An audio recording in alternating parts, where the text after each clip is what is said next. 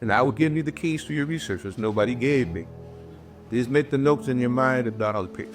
Here are the ways you can begin to find out of that face on Mars. Number one, my state that it is the face of a Negroid female, as was the Sphinx at the Giza Plateau.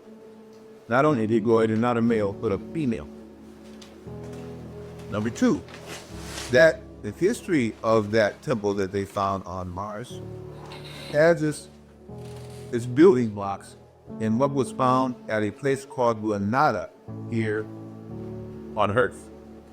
If you remember, they invaded Granada some time ago. Right. Nobody can understand. I think the historical parallel is this: 33 white people. Let's just call it like it is. And I'm not a racist. Okay? I am a fruit seeker. They will all fight.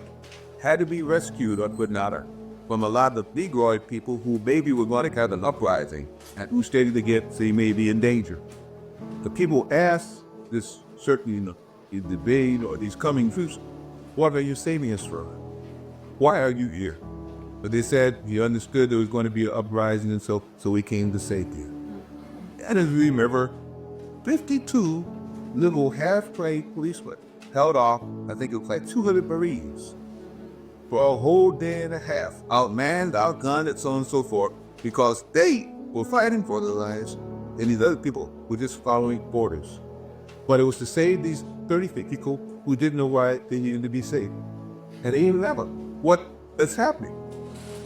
Well, what is happening is that he got the spoon tasted again. The castor oil was mixed in with the liquids. The sweet was it with the bait. I feel research, I think, may show what they came there for was to destroy the postage stamp and the post office, in which the lady of the islands was featured. The last places where this postage stamp was. And the lady of the islands was simply a queen, whether she was like the Kalani or whoever, and she represented and looked more like the face on Mars with her cornrows and hair than anything else they had. And in fear that they would make a tie in between this queen of the islands and the face on Mars, they tried to destroy every trace of the stamp, its overlay, and the history of this woman. Now, you know where to start the search and you know what to look for. That stamp probably in Great Bean used to be put up in the islands because this woman is known. So if you go and ask some of the islanders there, they'll tell you her name. They'll tell you about it because you can't wipe out the whole tracer, but you can wipe out the post office that was carried. Now, wouldn't that be Carl? That's the real reason behind it. Yeah, and I know you say, you've taken a big one this time. But let's just look real quickly at three things that happened. World War II. Never been told about all that stuff. Movie Tor told you that the British cracked the Japanese code at Pearl Harbor. Did not crack the act. There's a lot of intrigue there. Vietnam boldly started when this torpedo boat from North Vietnam came into Haiphong Harbor and actually attacked two cruiser and destroyer undertow was being moving and started Vietnam. Now here is a heavily manned cruiser and a destroyer and a PT boat attacks it. That's why a flyer taking you on north that's destroying a mosquito taking on and say, I'm bringing you down, baby, get out. Undertow means these things were making thoughts. These things were moving in the water. They got torpedoes, they got depth charges, they got helicopters, they got an assault ship that could be launched in the air, they got heat-seeking missiles, and it's torpedo boat. And of course, once that's done, you starting the Vietnamese war. I say, you're never in the truth. And how does that guy say in the movie? You can't, that's well, tell me, you can't take the truth. They can't handle the truth. They can't. And you won't. So now, it doesn't matter who is the first liar. When the third person leads the lie. I give you some tidbits and gets that you reach over. There always honor people and always tell people one thing. Other people tell you what to do, what to think. I tell you, there is no truth.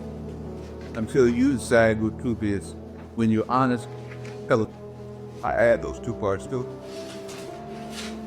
Kai, the Ratiti, historical, archaeological misinterpretations, and even the ancient text by which they come close to telling the truth, which still have to make a little stretch. Everybody seems to like memorizing, and they like it because it's supposed to be very researcher, and he has put the history of Sumer into a text called the Sumerian text and interpreted it so everybody can understand. And supposedly this is one of the best pieces of archaeology and historical findings that can be brought about. And still, since it states that there is what is called Nibiru. In Nibiru, 12 planets, base dip that came in or something else, reduced possibly something races on Earth, and that's where it comes down to. Only one book used to carry the Century Chronicles. Does he get into talking about possibly that they may have been Negroid? The refers to them as the Anunnaki, gold that fell from the sky. Understand, in ancient Egypt and in Nubia, they also had a plurality of gods. And the original 12 gods, so included Neb, and they also, later on, of Neb became Heru, and also Horus, makes it distinct. Nibiru, maybe Neb Heru. And if Neb Heru is Nibiru, got your puzzle solved.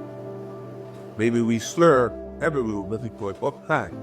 Instead of putting Earthman them and Peru God, can we look for man's honesty right here on Earth happening at Mars, other places, due to a great calamity happen. Our planet, our still so severe, 13th planet explode.